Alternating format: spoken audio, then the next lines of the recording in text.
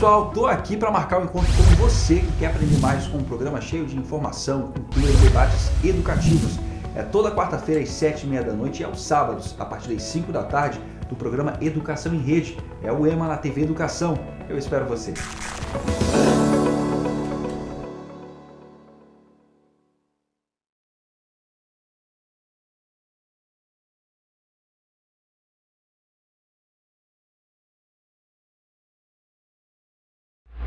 Assista agora a programação de uma parceira da TV Educação, Caminho para o Saber.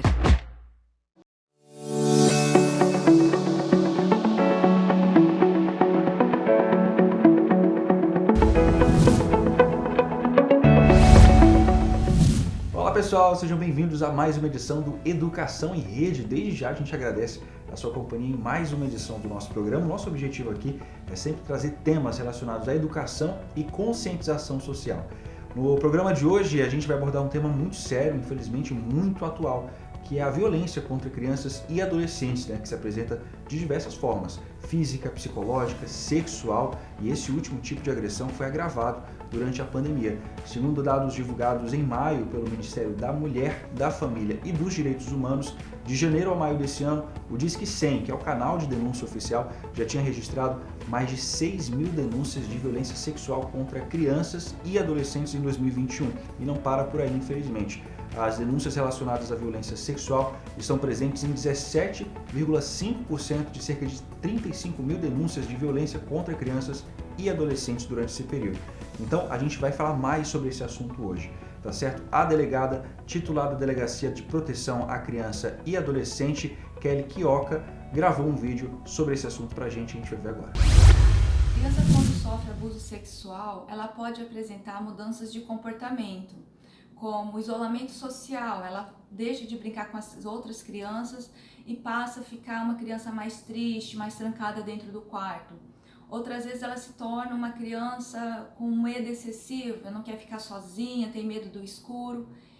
E também temos os casos inversos, que a criança ela se torna agressiva, começa a brigar com irmãozinhos, se torna uma criança rebelde. Isso se deve ao mecanismo de defesa dela.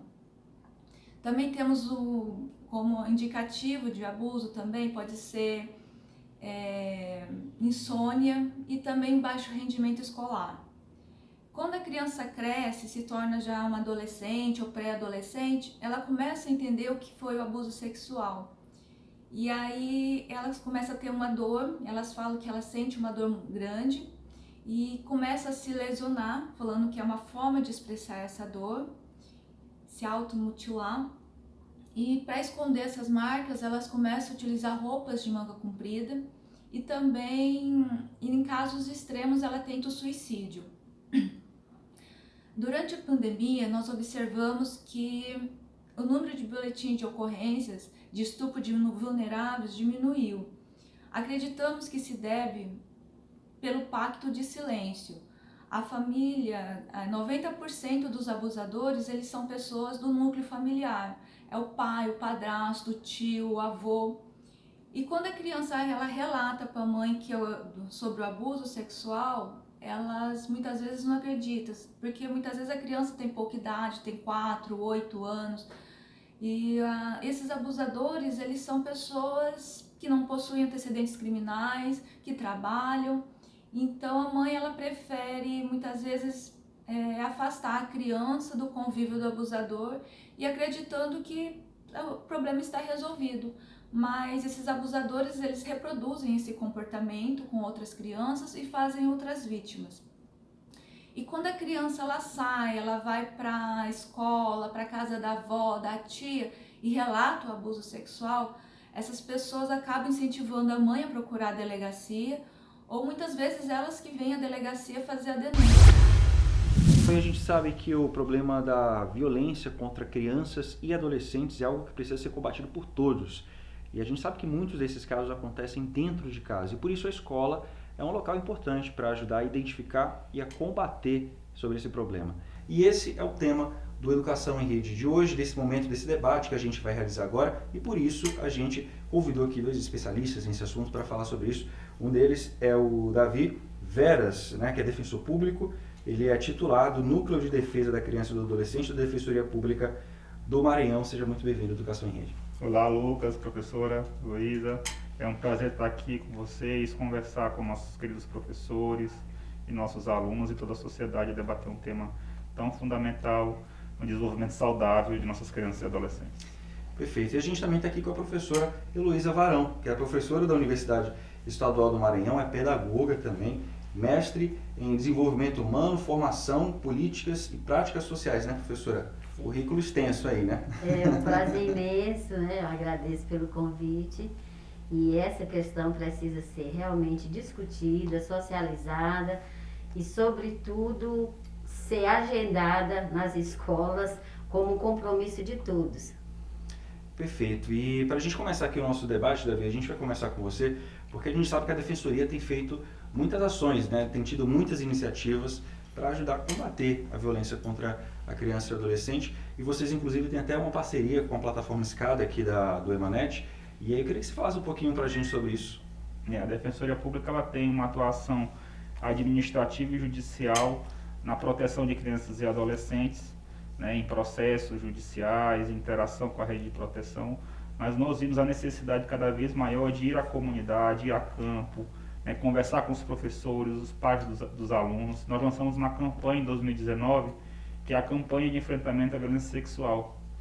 E nessa atuação surgiu um desdobramento muito importante, que foi uma parceria junto com a Universidade Estadual do Maranhão, na formulação de um curso em EAD, para que nós pudéssemos ter uma amplitude na formação em todo o estado do Maranhão, em todo o Brasil, e já conhecendo toda essa expertise da Universidade Estadual do Maranhão por meio da UEMANET, firmamos essa importante parceria com a formulação desse curso, que é o curso chamado Enfrentamento em Rede,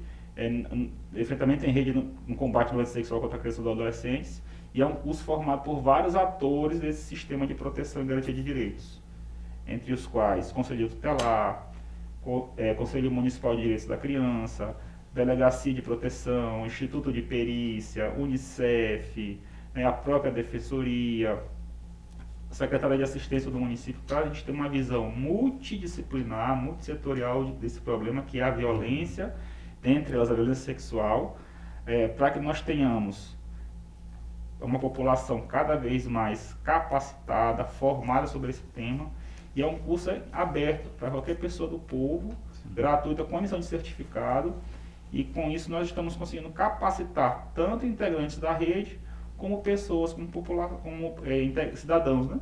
Legal. Isso que eu queria saber, se era só para professor, mas todo mundo pode participar. Todo mundo pode participar, qualquer pessoa integrada. Inclusive tem uns adolescentes fazendo cursos, se capacitando, se empoderando, que é tão importante para esse enfrentamento, é termos o jovem, né, que possa falar a linguagem com os seus, empoderar-se e poder ser esse instrumento de capacitação. A nossa Constituição é muito clara em dizer que é um dever da família, do Estado, mas também da sociedade, o enfrentamento dessa violência, e essa sociedade é cada vez mais importante, inclusive nesse momento pandêmico. Sim. Antes da pandemia, vocês já tinham esse projeto, vocês tinham outros projetos dentro das escolas, já fora da plataforma online? Isso, a nossa campanha de enfrentamento, ela foi em várias escolas, em vários bairros da cidade, né? Tivemos na Liberdade, no João de Deus, na Escola Sintra, tivemos no região Itaquibacanga, no município de Raposa, sempre tendo dois momentos. Um primeiro de contato e capacitação de professores, para identificação de sinais, quem é essa rede, como acionar, né? E também um segundo momento com pais de alunos, um material voltado exclusivamente para os pais, instigando essa participação cidadã, porque defender, quando se fala de cidadania, não é só o voto, né? O dever de proteção da criança e do adolescente é um dever cidadão. Né? Então é isso que a gente ia estimular com esses pais também, ficarem atentos com seus filhos, conversarem com seus filhos, fomentar a educação sexual com seus filhos, mas também proteger um vizinho, uma criança, vizinha, conhecido, para essa ideia de solidariedade, de uma violência que muitas vezes acontece por pessoas próximas, pessoas de confiança dessa criança e desse adolescente, e que precisa muito de outras pessoas. O professor é um canal fundamental. A professora Heloísa vai poder nos ensinar sobre isso também. Pois é. Antes até de passar para a professora Heloísa, eu queria só aproveitar esse gancho seu para falar sobre o desafio que a pandemia trouxe, porque isolou todo mundo e as crianças acabaram deixando de ir para a escola, né? Elas precisaram ficar em casa. A gente sabe que muitos desses casos acontecem em casa. Então, como é que a Defensoria tem avaliado o desafio, né, sobre esse assunto nesse momento de pandemia? A pandemia foi um grande desafio para toda a estrutura de proteção, porque nós temos crianças que estão fora de um local de proteção de excelência, que é a escola, que é um local de formação, mas sobretudo de proteção, de referência, um dos poucos lugares fora da família que a criança cria um vínculo, em que o professor pode identificar uma mudança de comportamento. Então, é um local de proteção por excelência. E a pandemia, o isolamento social, infelizmente, inviabilizou essa presença nas escolas. E nós perdemos esse contato tão fundamental e, mais do que nunca, se revelou necessário uma comunidade, uma coletividade participante que identifica. Nós já temos referências, por exemplo, em estudos no Rio Grande do Sul, em São Paulo, que apontam uma redução do número de casos. O que é um contrassenso, porque se a criança está mais tempo em exposição, a ideia é que os números deveriam aumentar, mas aí entra em cena um fator chamado subnotificação, que é justamente uma criança, adolescente que não consegue acessar os canais. Sim. E ela precisa de terceiros, né? E agora a sociedade precisa auxiliar nisso, porque a violência sexual ela ocorre na clandestinidade, ela não ocorre nas ruas. Né? O agressor, o violador, ele não tem na testa escrito que ele vai violar. É um crime clandestino, às escuras. Então, uma mudança de comportamento, ouvir o que uma jovem, um menino tem a dizer é muito importante para a identificação. Sim, com certeza. Até, professor, para incluir a senhora nesse assunto e a gente aprofundar mais sobre esse tema, queria que você falasse um pouquinho sobre a importância, né, da escola, do papel de identificar e ajudar a conscientizar e estender a mão para uma criança, para um jovem que está passando por uma situação dessa. Pois é, Lucas. A escola é o segundo espaço de socialização e, como o nosso defensor aí falou, é justamente um local onde se identifica, onde se cria laços, né? Então, na escola, a gente percebe o quê? A escola conhece, às vezes, mais a vida da criança do que a família. Porque se a criança confia naquele professor, ela cria um vínculo e ela fala tudo. Porque a criança ela é muito expansiva, ela é muito verdadeira. Às vezes, ela não tem com quem conversar. Sim. Nessa linha de dar visibilidade a todos os problemas, a todas as dúvidas. Então, a gente percebe o quê? Que o professor, cada vez mais, precisa ter uma formação, sobretudo, não só em termos da legislação, mas dos sinais, o que psicologicamente a criança apresenta, qual é esse comportamento, por que ela era uma criança tagarela e de repente ela emudeceu, ela não participou da rodinha, ela se isolou, ou então ela está chorando, ela está triste, porque o professor conhece o comportamento das crianças. Eu digo assim, esse vínculo afetivo professor-aluno, sobretudo na primeira infância, ele é muito importante, porque ali cria justamente a confiabilidade. A criança se expressa num desenho, ele identifica no desenho da criança, ele identifica na hora de uma rodinha de conversa, na interpretação de uma história. Eu tenho uma experiência com a educação infantil e a gente vê na rodinha, apresentando uns fantoches, as crianças fazem denúncia. A gente trabalhando o Estatuto da Criança em forma de fantoches, e eu fazia a voz do advogado, dizendo todos os direitos da criança, aí o menininho, isso lá na ilhinha, ele dizia, ei, o gigolô da minha mãe, ele queimou meu braço. Aí o outro dizia, doutor, sabe que eu fiquei amarrado uma tarde inteira sem beber água? Isso é denúncia. Aí uma menina disse assim, ele me agarrou, ele me amassou, olha aí. Então, por que a escola precisa trabalhar a educação sexual?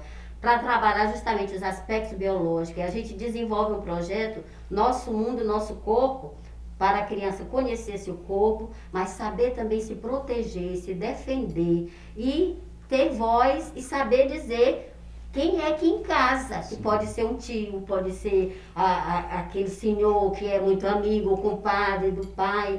E a gente precisa ver, a escola tem um papel fundamental de socialização, de construção do conhecimento e de formação de crianças como sujeitos de direito. E a criança precisa, desde cedo, saber seus direitos. A gente vê na educação infantil, a finalidade é justamente promover um desenvolvimento integral da criança, no aspecto físico, social, emocional, afetivo, e mais do que ninguém um professor consegue fazer isso, através da música, através das histórias, através dos gestos, das brincadeiras. Então, quando a gente vai lá para o adolescente, aí é que o vínculo precisa ser estreitado, porque justamente na adolescência ele busca um colo e às vezes ele não tem esse colo em casa. De quem que ele vai encontrar esse colo, esse acolhimento? Às vezes é de um traficante, às vezes é de alguém que tem segundas intenções. Porque a criança a gente ainda acolhe muito, acaricia e tal. Quando é adolescente, tá ficando homem, tá ficando menina, então há um afastamento, porque eles gostam mais, preferem os grupos. E muitos pais, às vezes, não se habilitam a conhecer com quem meu filho está. E trazer para casa para poder conhecer realmente quem são os amigos dos meus filhos. Mas a escola, sobretudo o ensino médio, tem um papel muito importante. Em trabalhar os contraceptivos, mas em trabalhar o corpo da mulher, trabalhar as mudanças e, sobretudo, o respeito e o direito que ela tem. As meninas precisam de um tratamento da escola, um tratamento mais objetivo, para que ela se valorize como mulher, porque a partir do momento que ela se valoriza, ela valoriza a outra mulher e ela dá lugar para discutir e dizer não. Porque o machismo a gente sabe que impera e a gente hoje está num momento assim terrível de desconstrução de uma série de valores, desconstrução dos direitos, e eu acho que a escola não pode ficar às cegas achando que está tudo bem, ou então esse problema não é meu. Esse problema, como o defensor falou, é de todos, é de uma sociedade. E a gente precisa abrir os olhos mesmo. Pois é, a senhora falou sobre o papel importantíssimo do professor, né, como esse ponto de referência e o ponto de desabafo, né, como um ombro às vezes, né, até para identificar esses problemas. E você fez uma pesquisa, sua pesquisa de mestrado, na verdade, fala sobre a representação social dos professores sobre os fatores de risco de desenvolvimento da criança. Queria que você falasse um pouquinho para a gente sobre os resultados dessa pesquisa. A gente pesquisou em 2 creches, mas a gente já conhecia no estágio várias creches aqui de São Luís. E o que a gente observou nessas 2 creches, pela representação dos professores, é que a negligência, sobretudo da família, ainda é muito grande. A falta de preparo das mães. A gente não faz curso para ser mãe, né? E quantas meninas sendo mães e que não cuidam, que esquecem a criança, vão buscar outro dia na creche. Nós tivemos casos na creche que a criança ficou na sexta-feira, só conseguiram o contato na segunda com a mãe, porque ela foi para balada. Mas outro problema que foi assim, a gente até percebeu que o professor não queria falar e a gente pediu que ele desenhasse. E a gente fez a interpretação dos desenhos e depois relacionando com os direitos. Aquela prioridade ou preferência dos pais por algum filho em casa. Ou então a falta de criação de vínculos, sobretudo com esses arranjos familiares, é o namorado, hoje é o tio, amanhã já é outro tio, e as crianças não criam vínculo com ninguém. E ainda tem o problema da confiança. Quem é que eu estou levando para minha casa para conviver com meus filhos? Daqui a pouco, não é mais teu tio, já é outro. Então a gente observou também esse aspecto, a gente observou muito também que elas falavam, essa preferência por criança, mas sobretudo a família não querer se envolver. Porque é difícil admitir que é o tio, é o compadre, e acreditar na criança. A gente ouviu muitas vezes, as famílias não ouvem as crianças. Então a criança precisa ter vez e ter voz. E ser respeitada, sobretudo na singularidade dela. Então os pais precisam parar. E aí eu vejo o papel da escola, a parceria, e a gente fez inclusive formação com esses professores. Eu lembro que a estratégia que eu usei foi uma carta de uma criança para ler para as mães, para sensibilizar. Mostrei tudo o que eu tinha observado e o que precisava ser retomado em forma de carta. Gente, eu recebi uma carta de uma criança e quando eu li a carta, justamente falando da ausência, da negligência, da falta de... Aí, quando a gente... Você é psicóloga? Eu digo, eu fiz psicologia do desenvolvimento, mas não sou psicóloga. Mas eu sou professora e preciso ter esse conhecimento.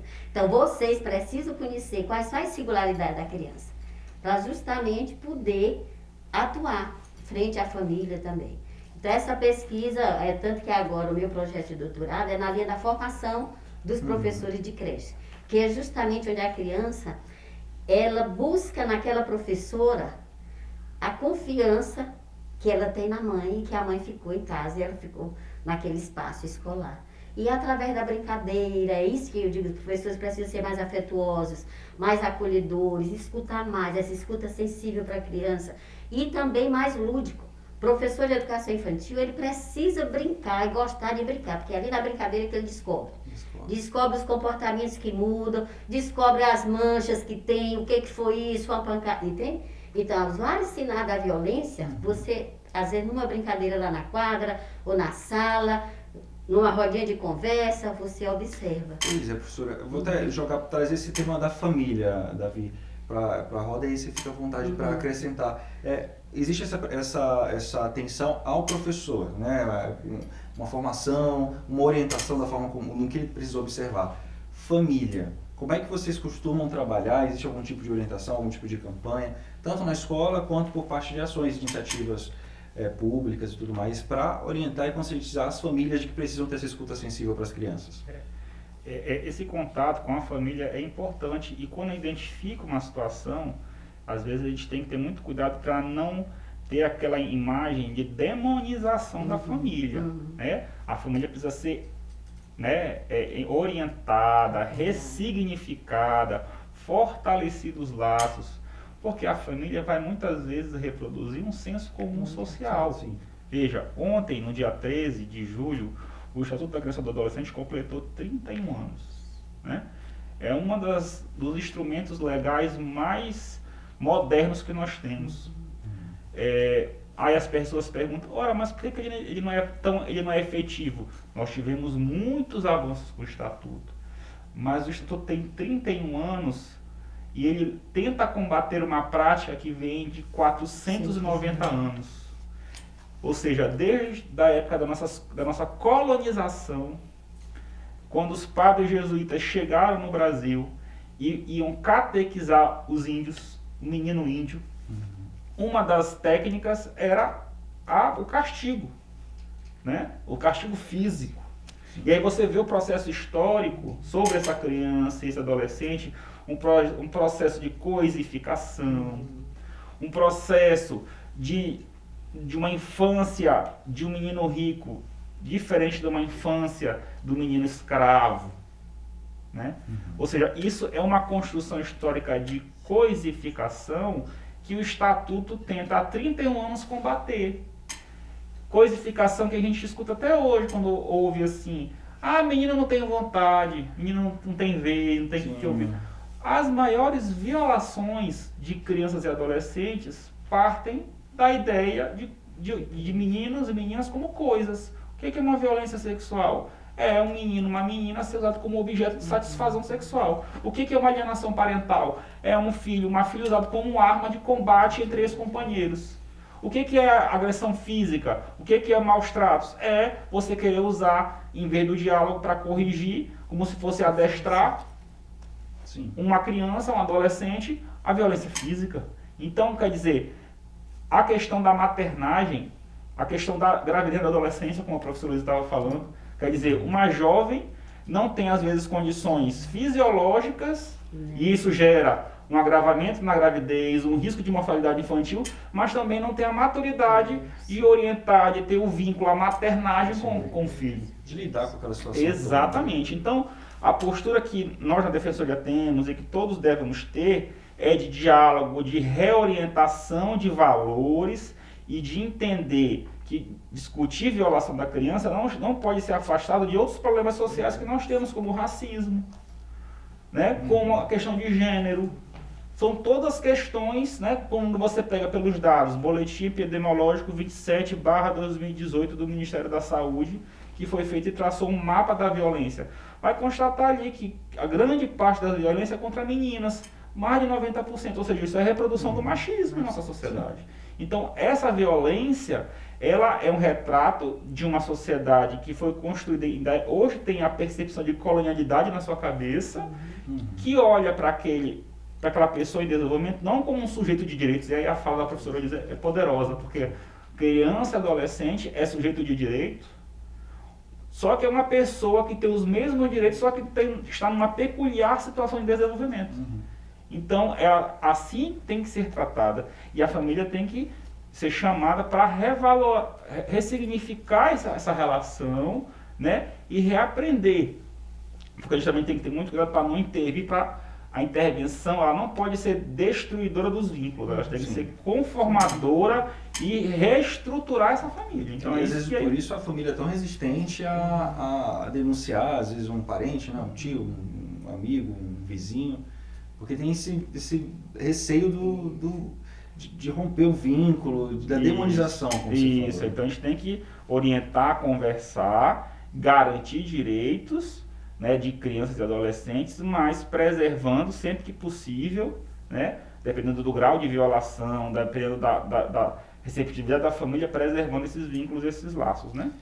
Você fala numa coisa também interessante, quando você diz o seguinte, não é demonizar, porque a escola, ela faz parte dessa rede de apoio, então ela tem que buscar quem é essa mãe, e às vezes numa conversa com essas mães, você se colocando não como alguém estranho que vem ali para julgar, mas você se colocando como partícipe, como alguém que já teve esse problema, você encoraja aquelas mães a falarem. Então eu digo assim, mas tudo parte também, qual é a concepção de criança que esse professor tem, que esse gestor da escola tem, até que ponto a escola é aberta para a família se sentir valorizada. Eu lembro aqui na Cidade Olímpica um projeto das minhas alunas de pedagogia, que era sobre a família. E a gente orientou que esse contato com as famílias, que embora a escola, na escola alguém dizia assim, não, essa família não participa de nada. Eu digo, vocês vão fazer uma visita. Mas uma visita de alguém que gosta muito da filha, que queria saber mais sobre a filha e tal. Quando foi no dia da culminância, eu achei muito interessante. Elas fizeram um painel bem grande com as fotos das crianças, com alguma cena de família, e os pais tirando foto com as crianças lá naquele painel. Era como se aquele painel fosse assim, olha, eu estou aqui, né? Então era assim, porque era assim, família protege, família que protege, o nome do projeto.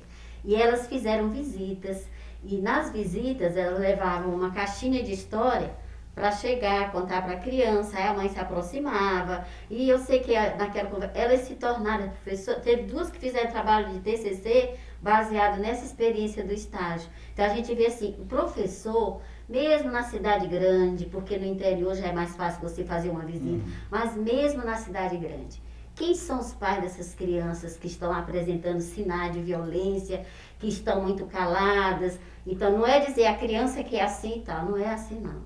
Criança é alegria mesmo, criança é expressividade. Agora, qual é a visão de criança que eu tenho?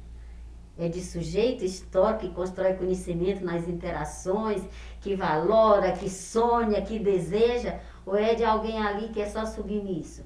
Porque já vem lá o rastro de submissão, de ter que aceitar tudo, né? Embora... Patriarcado, né? Que a gente luta até hoje. Mas e tem outra coisa, na divisão das tarefas na escola.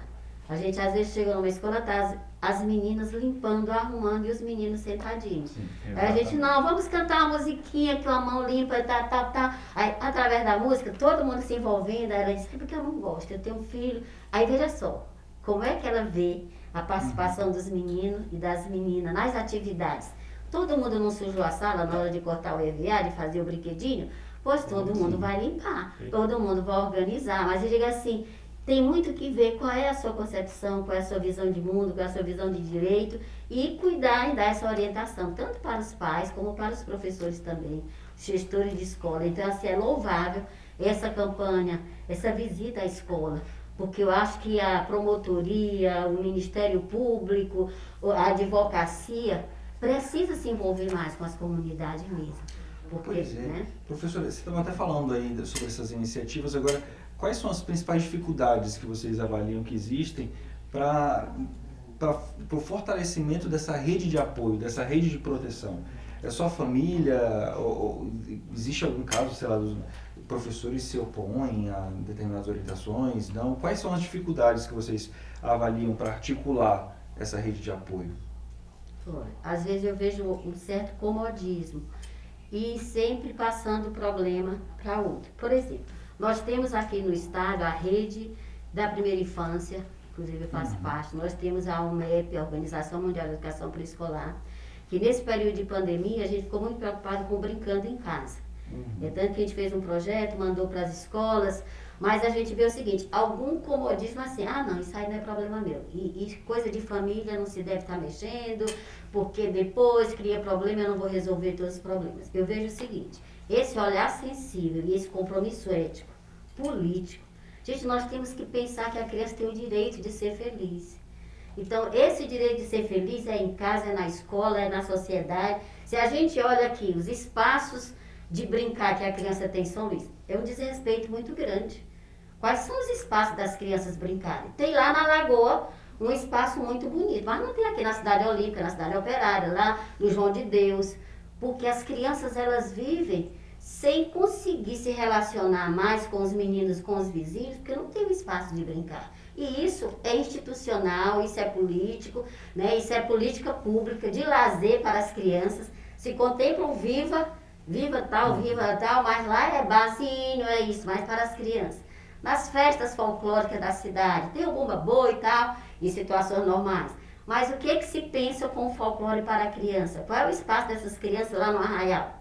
Elas têm que estar ali assistindo o pai, ou os adultos se divertirem, e ela, qual é o espaço? Eu digo assim, se a gente olhar essa questão da falta de respeito aos direitos, de brincar, de estudar com qualidade, escola de qualidade para todos. A escola pública está muito cara, o aluno paga muito caro, o valor aluno é muito caro, mas o que resultado ele recebe? Quais são os livros, quais são os materiais didáticos, quais são os jogos? Eu estava fazendo agora um curso de brinquedista, né, e vendo o seguinte, as nossas brinquedotecas são pouquíssimas nas escolas, o espaço da criança brincar. Então a criança às vezes não tem brinquedo em casa, mas na escola ela tinha que ter esse espaço e o brinquedo para ela levar emprestado, como ela leva um livro, é o carrinho, às vezes é um carrinho que ela sempre sonhou, ela quis uma boneca daquela. Então ir lá na brinquedoteca, mas isso precisa política pública, emprego do recurso público naquilo que deve ser de qualidade para a escola. E não, eu lembro de um projeto que a gente recebeu na época, faz muito tempo, do Estado, só armas. Aí nós devolvemos e desenvolvemos um projeto. Meu pai é um artista, que era na época do Mês dos Pais. Aí chegou lá uma caixa, era revólver de tudo que era tamanho. Vamos devolver, mas não vamos devolver assim, que a gente não quer. Nós vamos propor uma troca lá para a secretaria que nos mandou. Isso a gente visitando a escola, eu faço um trabalho aqui com as escolas comunitárias na área de extensão. A gente vai desenvolver um projeto e dizer os brinquedos que os pais vão confeccionar para as crianças. Olha, brinquedos tradicionais. Aí fizemos a caixinha, refizemos, botamos uma placa bem grande, que a nossa luta era pela paz.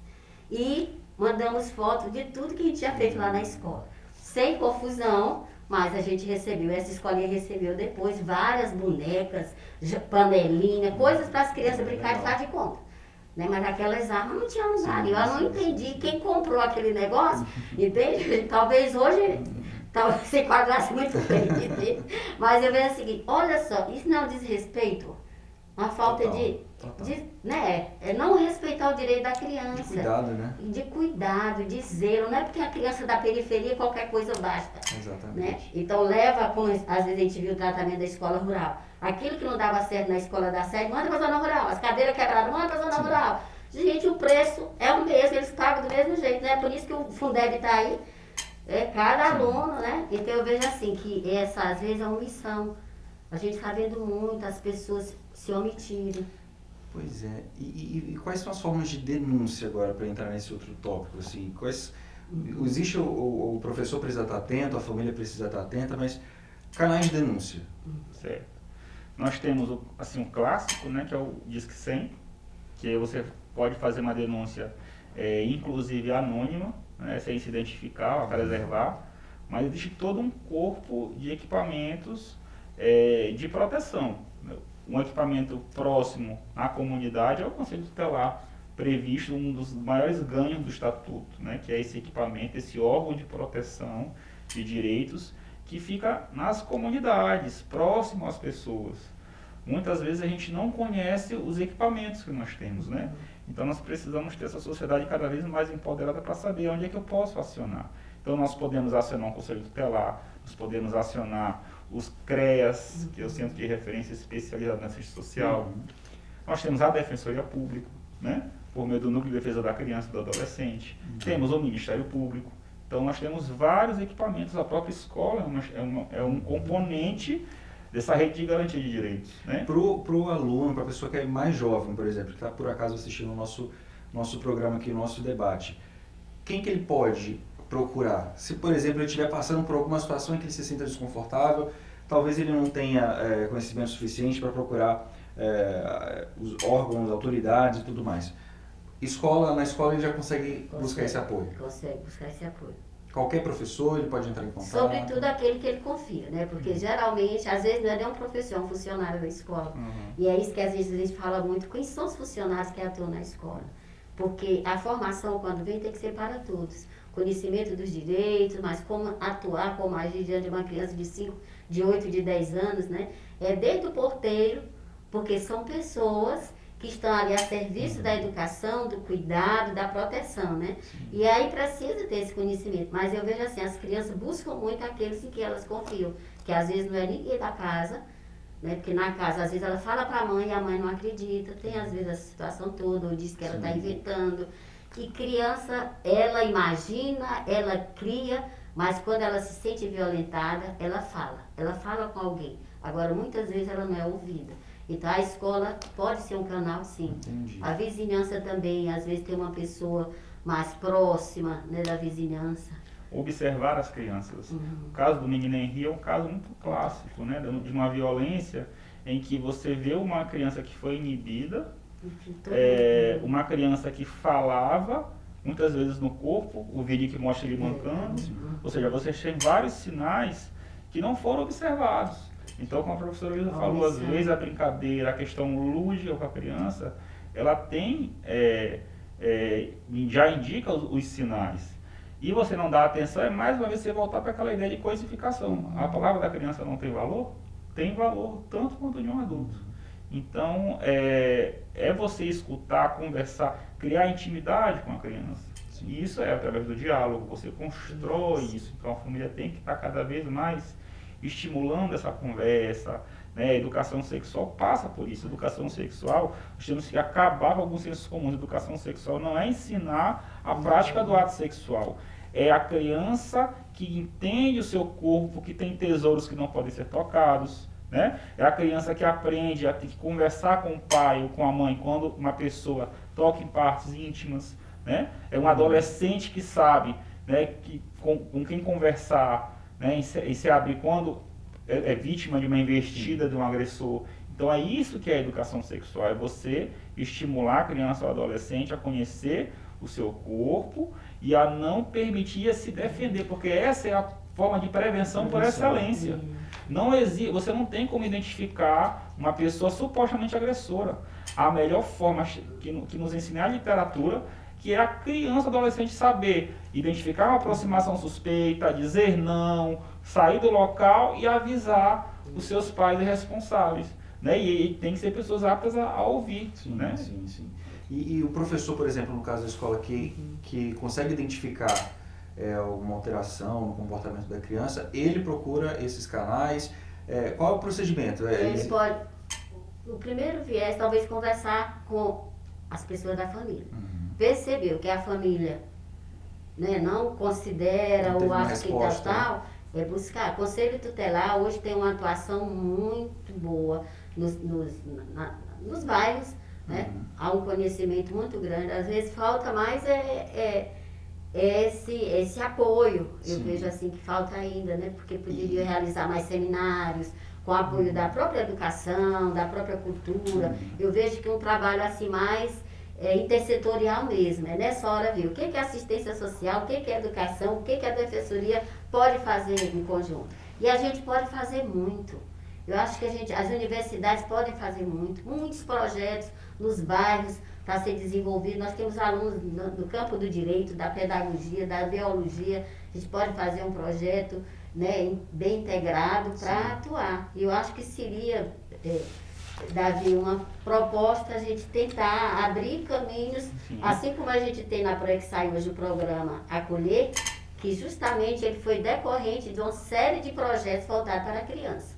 Aí foi criado um edital com o Acolher. Então, todos os projetos de cuidado e proteção à criança pequena ficam nesse programa. Sim. Tanto que começou com 50 projetos, tem vários projetos, inclusive esse nosso de formação está ligado. Aí abriu um leque só para a questão dos direitos, Sim. a garantia, ou a prevenção e tal, a educação sexual. E também, professora Luísa, até o próprio curso da UEMA já é um pioneirismo, porque é a universidade que não só forma para a questão técnica, que a gente tradicionalmente na visão clássica vê, a formação técnica, não, uma formação cidadã, um curso aberto à população, com grande amplitude, um curso feito por vários atores que militam todos os dias nessa proteção e nesses direitos. Então esse curso, ele é muito importante, é visionário. Nós já temos em pouco mais de 4 meses de curso, mais de 5 mil inscritos em todo o estado do Maranhão.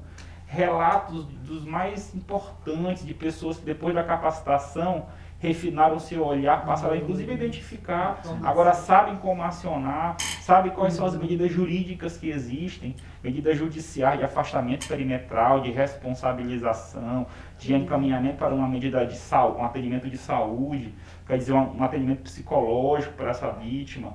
Ou seja, nós temos agora uma ferramenta. Antes a gente não, como é que eu busco informação? Nós temos capacitação com formação e certificação, inclusive, né, com amplitude em todo o território nacional, inclusive no todo o planeta, na verdade, né? Que o curso tem grande impacto aí, aberto para todo mundo, pode acessar em qualquer outro país o curso da UEMA.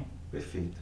Agora, só para a gente encerrar aqui, professora Heloísa, um recado final, então, para todo mundo que está assistindo a gente, dos alunos aos professores, profissionais da educação, o que a gente pode fazer e orientar nesse momento para a gente combater isso, para isso não continuar se repetindo? Pois é, a nossa recomendação é sobretudo de integração. Escola, família, as instituições locais, as organizações não governamentais. Então eu sei que tem muitos professores, alunos, muitos jovens. Então o problema é para ser solucionado por todos. A gente não podemos fechar os olhos. Porque como é que a gente quer uma sociedade justa, uma sociedade democrática, se a gente não se importa com a criança? Então, a nossa ideia, a nossa concepção de infância, a necessidade de conhecer mais. Então, eu vejo no curso que o Davi falou, uma forma de socializar conhecimentos e de promover também esse compromisso maior com essa situação. Então, eu espero assim que esse curso possibilite assim, um raio bem abrangente de formação para os profissionais, do gestor da escola, né? Viver uma gestão democrática e às vezes tem uma posição muito autoritária, então é um contrassenso. Então as crianças precisam se sentir bem na escola, um local onde elas aprendam a conviver e ser feliz. E tenha com quem dividir seus problemas, suas inquietações, suas perguntas, porque toda criança ela pergunta, ela é questionadora, mas ela precisa de ouvidos sensíveis. Então, os professores, os gestores, os jovens nas comunidades, junto à igreja, várias igrejas, é hora de fazer algo concreto. A gente não pode fechar os olhos diante da violência.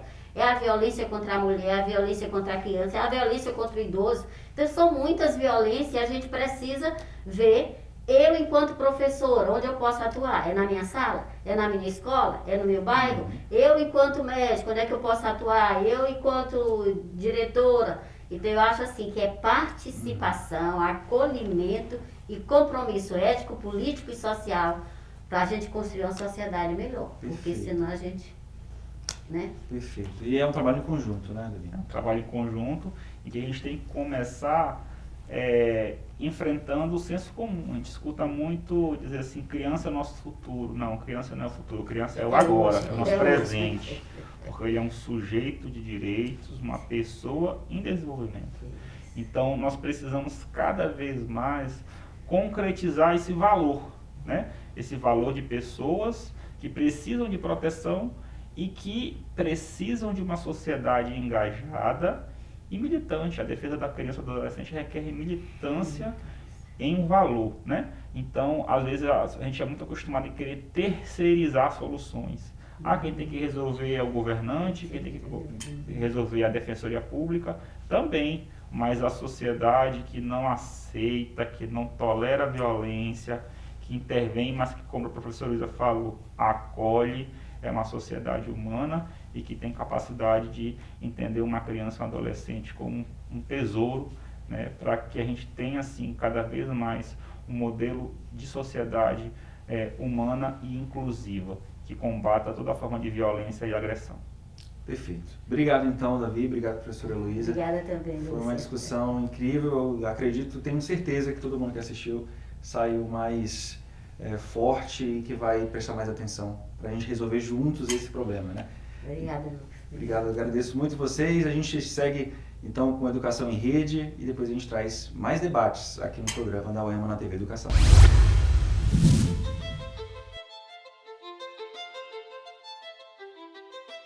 Tudo começa pelo primeiro degrau. Os ambientes estão em constante transformação e poder acompanhar as mudanças faz parte do processo de evolução.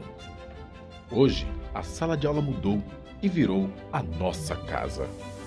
Professores precisam se adaptar à nova realidade, mas não precisam passar por isso sozinhos. Quem quer chegar ao topo não pode apenas ficar esperando. É preciso subir degrau por degrau. Escada. A plataforma de cursos abertos da UEMA é um caminho rumo ao topo, mas principalmente rumo à transformação, aprimoramento profissional, crescimento pessoal. A plataforma aproxima as pessoas dos seus objetivos. Cursos livres online que desenvolvem a competência em diferentes áreas. Mais de 400 mil usuários em todo o território nacional e em outros 59 países. Escada. Experiência e eficiência compartilhando conhecimento e qualificação. Uma plataforma interativa e de fácil acesso, inovadora no uso das tecnologias e atualizada constantemente. A pandemia alterou a vida de milhões de pessoas. Professores e alunos dormiram em um mundo e acordaram em outro completamente diferente, com novas demandas e exigindo novas habilidades. Ficar parado no meio da escada não é uma opção. Buscar o aperfeiçoamento profissional é o caminho. Um caminho que não precisa ser trabalhado sozinho. CAPES e UEMA unidas em prol da educação. Uma parceria que vai ampliar as oportunidades de formação docente. É a expertise da UEMA em desenvolver alternativas inovadoras por meio da plataforma Escada, aliada ao compromisso da CAPES com a formação continuada de professores. Duas instituições por uma educação melhor e mais qualificada no Brasil. 300 mil vagas. 5 cursos especialmente idealizados para os professores, gratuitos e com certificação, com foco na nova realidade que é aprender, trabalhar e evoluir. Mesmo que não saibamos quando tudo isso vai passar, podemos pelo menos ter uma certeza, a de que um dia tudo isso vai passar. E até lá, a CAPES e a UEMA serão promotoras do conhecimento, do aprimoramento, do aperfeiçoamento profissional e, é claro, da formação de professores. Enquanto houver esperança, sempre haverá um caminho, degrau por degrau, até o topo da escada.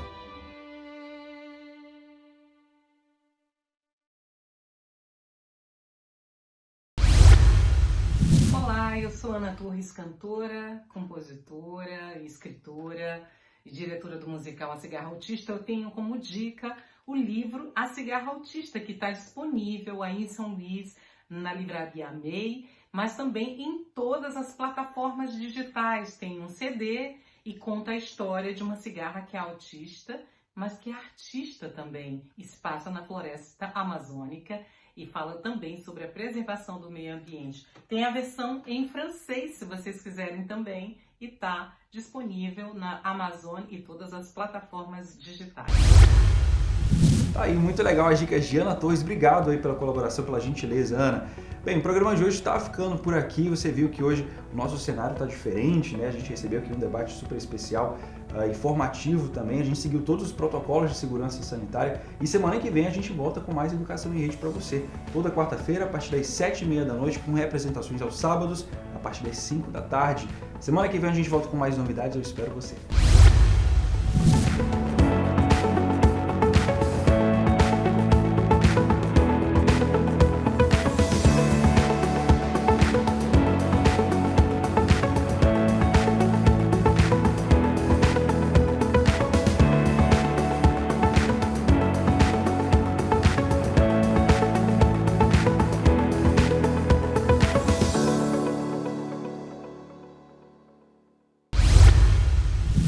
Programação de uma parceira da TV Educação, Caminho para o Saber.